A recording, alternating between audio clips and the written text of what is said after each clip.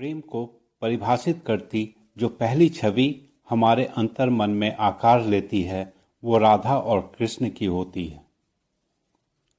राधा कृष्ण सबसे ज्यादा पूजे जाने वाली पर सबसे कम सुनी और समझे जाने वाली प्रेम कथा है।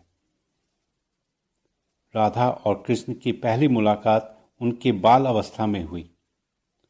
कृष्ण की आयु लगभग 8 वर्ष और राधा की आयु लगभग 13 वर्ष की रही होगी।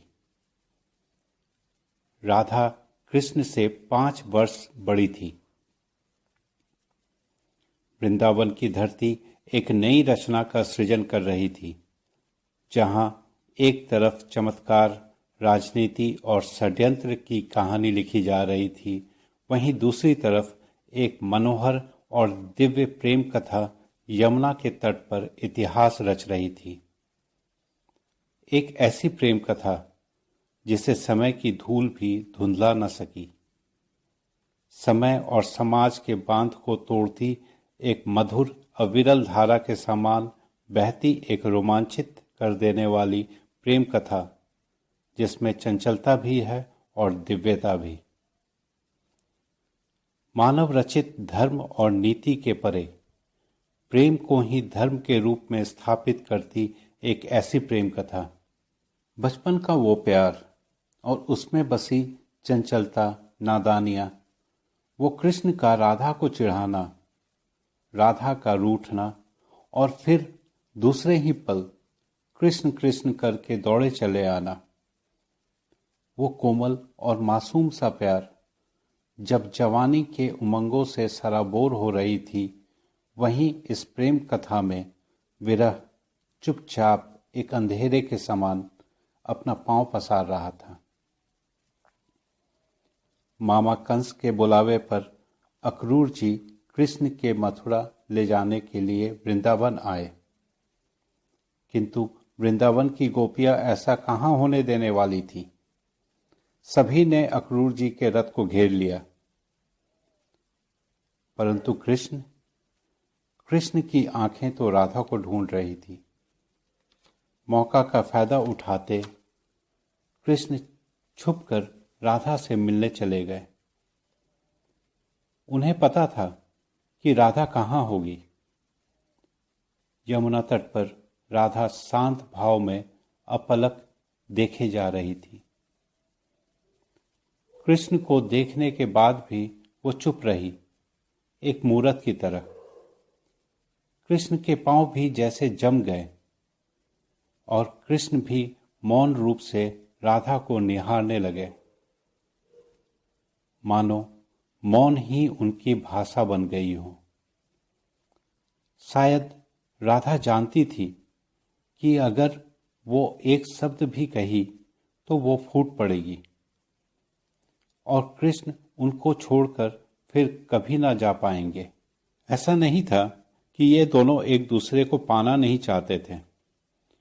कृष्ण ने तो राधा से अपने विवाह की बात अपनी माता से की थी, यहाँ तक कि वो जिद पर अड़ गए और नंद जी के समझाने पर भी नहीं माने।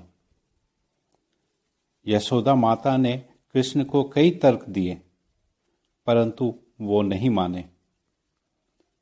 हार कर नंद जी ने कृष्ण के गुरु महर्षि संदीपन जी से मदद मांगी और फिर महर्षि संदीपन ने कृष्ण के उनके जीवन का उद्देश्य और उनके वास्तविक स्वरूप के बारे में बताया।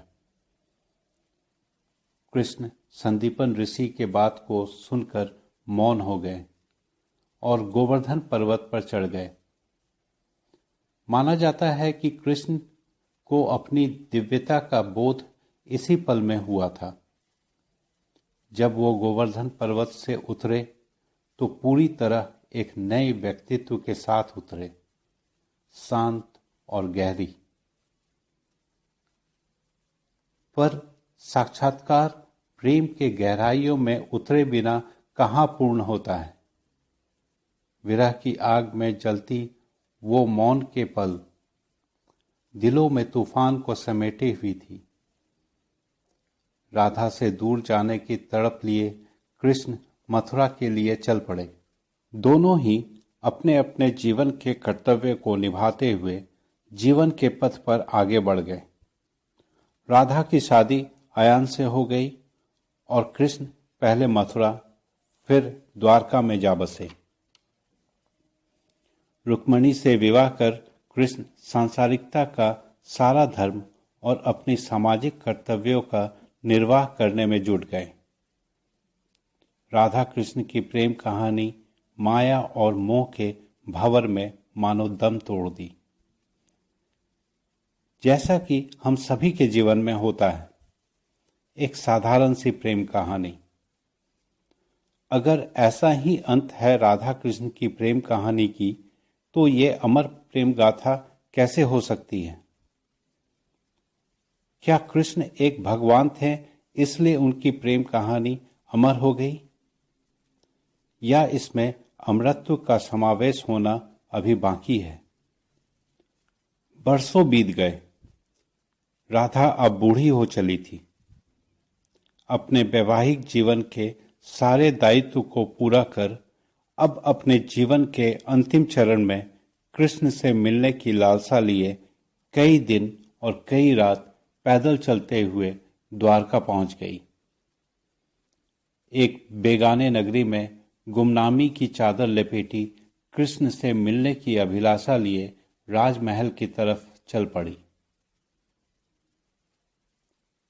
कृष्ण मानो इसी पल के इंतजार में बरसों से अपनी राधा रानी की राह देख रहे थे। फिर से राधा और कृष्ण आमने सामने खड़े थे। फिर से दोनों के बीच खामोशी। यमुना किनारे विरह के वो पल और दोनों के बीच फैली हुई खामोशी जुड़ता हुआ प्रतीत हो रहा था। खामोशी की दोनों बेला के बीच फैली बरसों का फासला मानो सिमट कर एक हो गई थी। कृष्ण देविका के रूप में राधा को अपने महल में प्रवेश कराया। राधा दिन भर महल के कामों में व्यस्त होती और कृष्ण को दूर से ही निहारती रहती। समय बीता, पर राधा की मन की बेचैनी कम नहीं हो रही थी और एक दिन राधा कृष्ण के महल को छोड़ अपनी अंतिम यात्रा की ओर चल पड़ी। राधा बूढ़ी और कमजोर हो चली थी। कृष्ण राधा के मनोदशा को जानते थे। राधा को महल में ना पाकर व्याकुल हो उठे। तत्काल राधा को ढूंढते हुए उसके पास चले गए। राधा अपने टूटती सांसों को समेटे हुए कृष्ण की तरफ मुस्कुराते हुए देखती रही। कृष्ण ने कहा, राधा, आज तक तुमने कुछ नहीं मांगा, अब तो मांग लो। राधा मुस्कुराते हुए अपने मोहन से बांसुरी बजाने को कही। कृष्ण ने राधा को अपने गोद में लेटाकर बांसुरी बजाने लगे।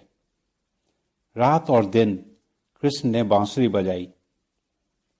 विशालता और करुणा लिए उस बांसुरी के धुन को सुनते हुए राधा रानी ने अपने कृष्ण से अंतिम विदा ली।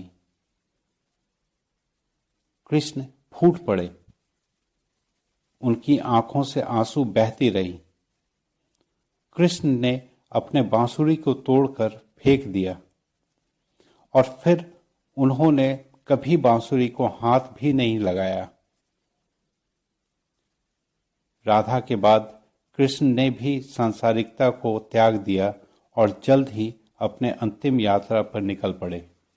राधा कृष्ण की प्रेम कहानी अब एक अमर कथा बन चुकी थी।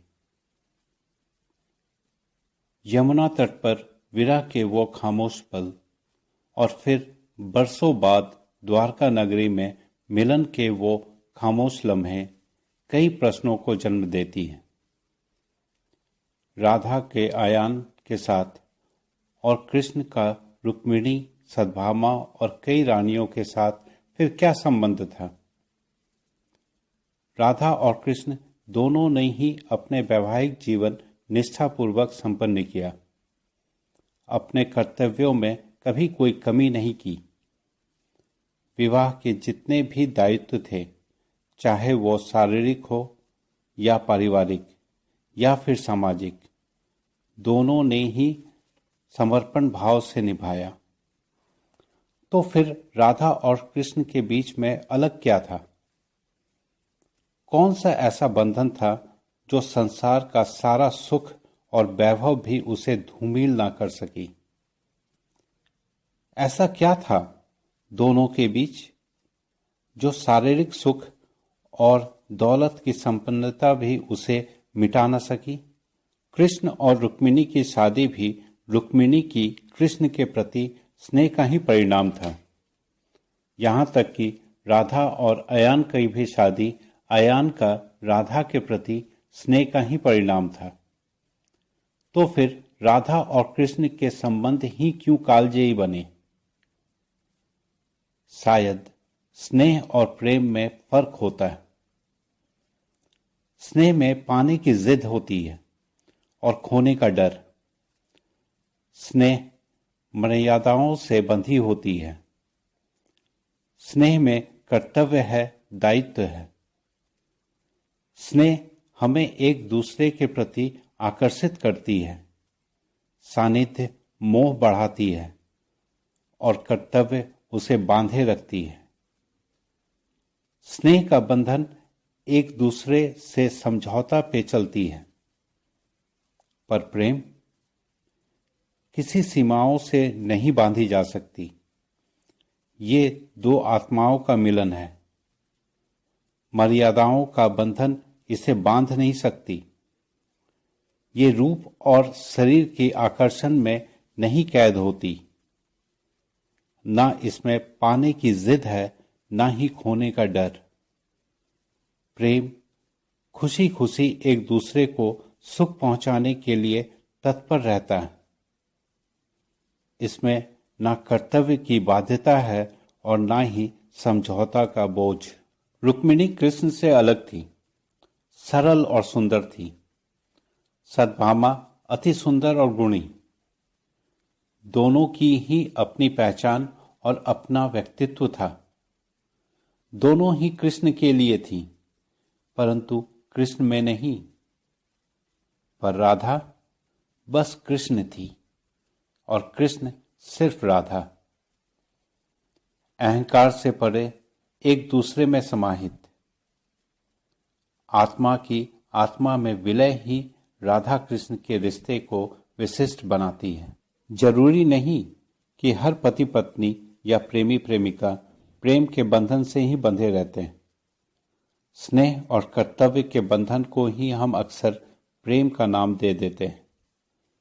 लंबे समय तक साथ रहने से उत्पन्न मोह को ही प्रेम समझ लेते हैं। बीमारी, अकेलापन और बुढ़ापे के डर से जन्मी कर्तव्य और समझौते के बोध को ही प्रेम समझ लेते हैं। प्रेम मोह, अहंकार और डर से परे होता है। राधा और कृष्ण को अगर विचार मान ले तो हम सभी में राधा और कृष्ण की कल्पना होती है। हर नारी को अपने कृष्ण की तलाश होती है और हर पुरुष को राधा की। शायद हम सभी अपना वैवाहिक जीवन किसी के साथ गुजारते हैं और अंतर मन में कहीं न कहीं किसी राधा या कृष्ण की तलाश होती है। प्रेम समर्पण और त्याग नहीं है। ये तो एक उन्मुक्त भावना है जो किसी भी सवालों से परे है।